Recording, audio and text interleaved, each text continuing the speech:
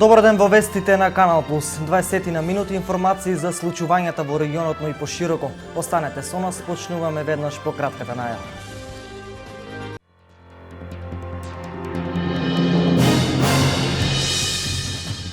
Од септември 500 млади спортисти ќе добијат стипендии преку владиниот проект. Во 6 години инвестирани се околу 2 милиони евра во стипендирање.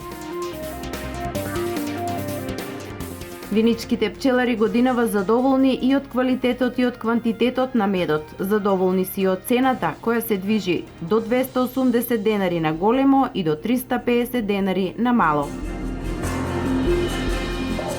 Во сабота започнува Охридскиот пливачки маратон, годинава со 24 надпреварувачи од 11 држави. Маратонот долг 30 километри и годинава е од Свети Наум до пристаништето во Охрид.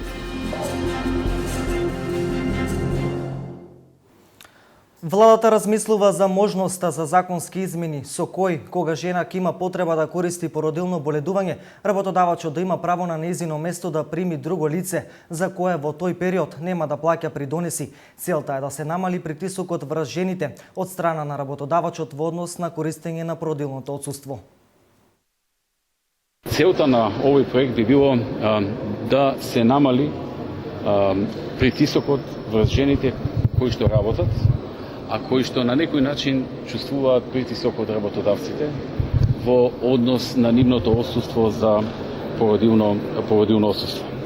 Во тој случај работодавачот дури би имал и одредена предност, би остварил и одреден профит со тоа што жената вработена би отишла на породилно боледување или отсуство, како сакате да кажете го, затоа што во тие 9 месеци во кои што, или 12 доколку станува збор за близнаци, во кои што таа ќе биде на породилно отсуство, не само што тој не ги плаќа трошоците за неа, тој го плаќа државата, туку за новиот работник што ќе го прими, независно дали е маж или жена, ќе биде ослободен од плаќање на придонес во тој период додека е вработен и додека не се врати од породилно отсуство вработената. Започнаа градежните работи на стамбена зграда во Кочани, наменета за социјално загрозени семејства. За околу 2 години стамбеното прашање ќе го решат 43 семејства во социјален ризик. Акционерското друштво за стопанисување со стамбен простор во Кочани планира изградба на вакви објекти и во други општини на истокот. Акционерското друштво за изградба и стопанисување со стамбен и деловен простор подружница во Кочани започна со градежните работи за новата стамбена зграда наменета за лица со социјален ризик. Зградата ќе се гради во населбата Драчевик, како ламела 2 до веќе постојаната зграда со социјални станови. Станува збор за зграда по проектот FP1674 за изградба на лица во социјален ризик. Инвеститор е владата на Република Македонија. Ова зграда беше ветена и сега стигнуваме до финалниот дел на реализација на истата, односно отпочнавме со градба. Градбата отпочна минатиот понеделник, воведен е во градба изведувачот, тоа е фирмата Атриум од Вевчани. Зградата ќе биде со вкупно 43 стамбени единици.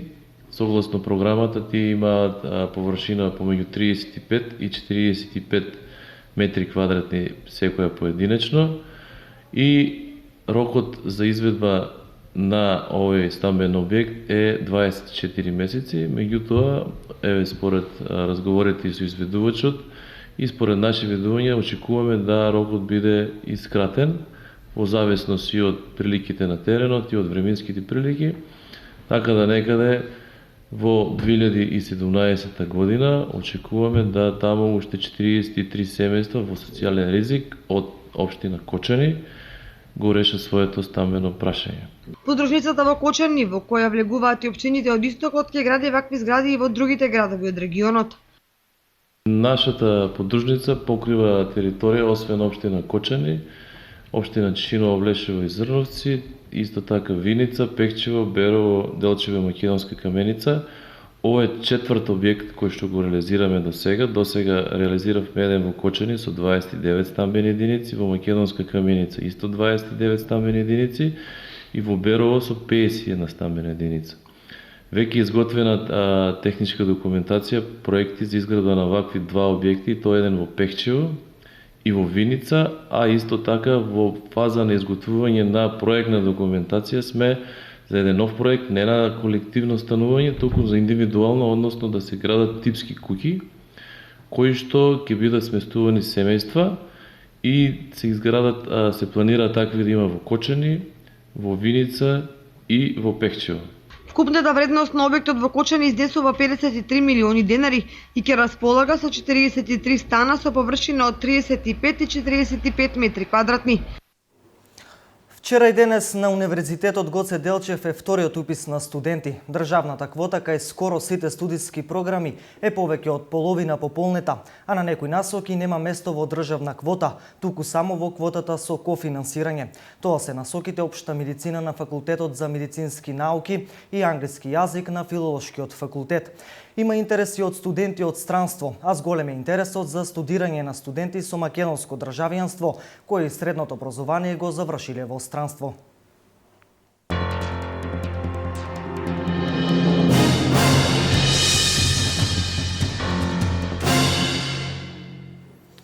Од 15 до 20 килограми по кошница е просечниот принос на високо квалитетен темен мед во Виничко, за кој откупувачите нудат од 240 до 280 денари на големо, а цените на мало се движат од 300 до 350 денари за килограм.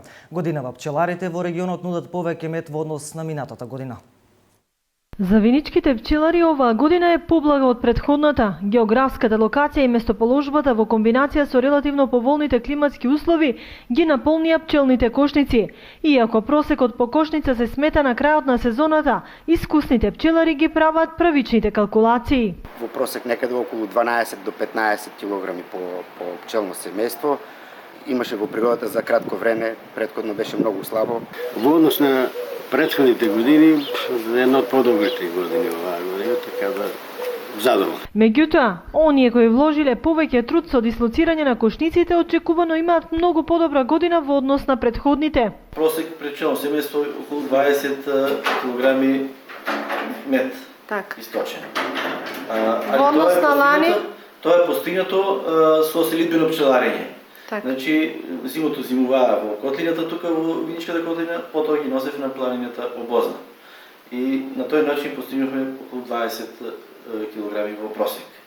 Додека, ако не се селат, бидејќи суша голема, приносите ќе бидат многу помали.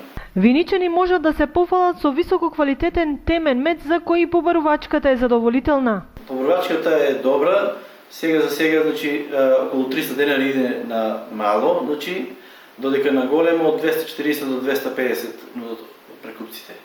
Така. Значи има побарувачка. Има побарувачка, па и да не се потроши не е проблем, бидејќи тоа е траен производ, не се расипува, значи така да, али не никоја година не е останал за наредната година, така да секогаш фали.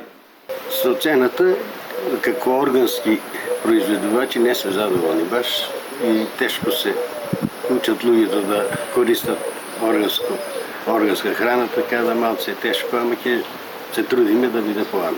Па со купните цени имам некои информации, некои цени, ако се тие што се добри.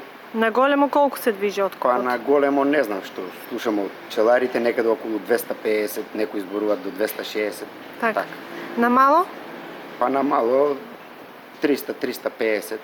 Грубата статистика најавува плодна година за пчеларите од Виница ако во профитот се калкулираат и 600 денара субвенции по пчелно семејство. Мотивацијата за проширување на оваа гранка и вмрежување на нови и млади пчелари сигурно нема да изостане од следната година. Од септември нови 500 млади спортски надежи ќе добијат стипендија преку владиниот проект за стипендирање талентирани млади спортисти. Проект кој започна пред 6 години и кој на младите спортисти до 20 години досега им помогна со околу 2 милиони евра. 500 млади спортски нови надежи од септември ќе добијат стипендија преку владиниот проект за стипендирање талентирани млади спортисти и следната сезона за периодот од септември до јуни продолжува овој проект кој владата го реализира во соработка со спортските федерации, најави премиерот Никола Груевски. Соработката се одвива на начин што секоја федерација има одредена бројка што ја предлага до државата за најталентирани спортисти во нивниот спорт што треба да се стипендираат. 8 делотни инфраструктурата, даваме средства за подршка, за стипендија на најталентираните 500 млади спортисти во Република Македонија. И тоа треба да се заврши за следната година, односно за следната сезона, септември-јуни. Очекуваме до крајот на август да се приберат сите податоци од федерациите и од почетокот на септември да почне исплатата на стипендиите, на месечните стипендии за сите 500 спортски надежи кои што ги делегираат до владата федерација. До крајот на август се очекува да се приберат сите податоци од федерациите и од почетокот на септември да отпочне исплатата на стипендиите на сите 500 спортски надежи.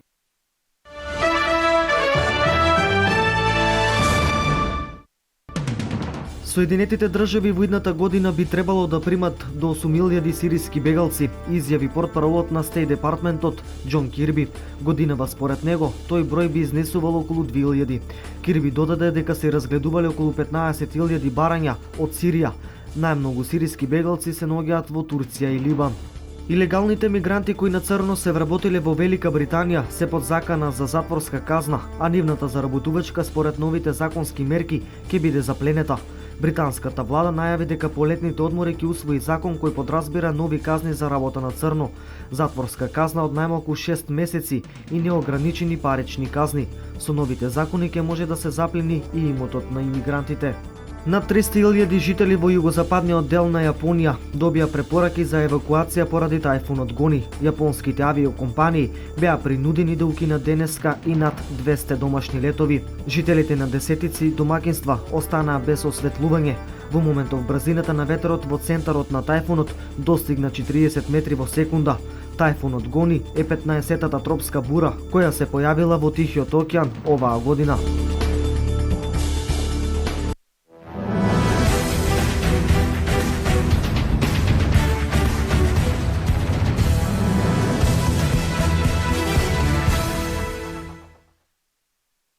Кошаркарската репрезентација на Македонија денеска има шанса за поправен против Шпанија, откако во првиот дуел бевме поразени во Мадрид со убедливи 94 спрема 63.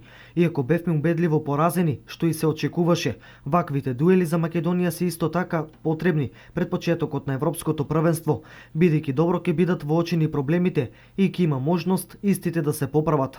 Многу повеќе во вториот дуел ќе се очекува од бековите, односно од плеймейкерите и играчите кои организираат играта: Владо Илиевски, Александар Костовски, Самарџиски и Трајковски. Токму тоа се играчите и околу кои ќе се гради играта за Европското првенство, која започнува на 5 септември. Во првото коло во групата во Загреб, Македонија ќе игра против јужниот сосед Грција.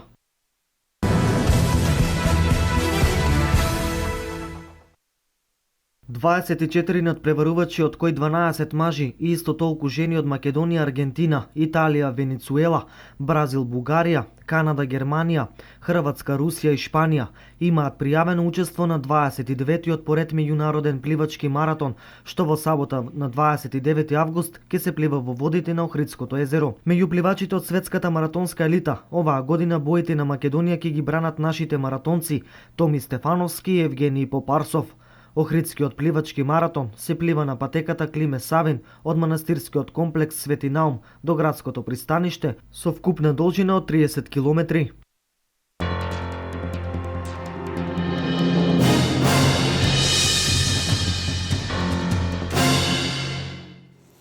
Овде е крајот на пладневните вести на Канал Плюс. Повеќе информации за актуелните настани денес гледате во Дневникот во 16:30 и на нашиот веб портал kanalplus.mk. Имајте убав ден.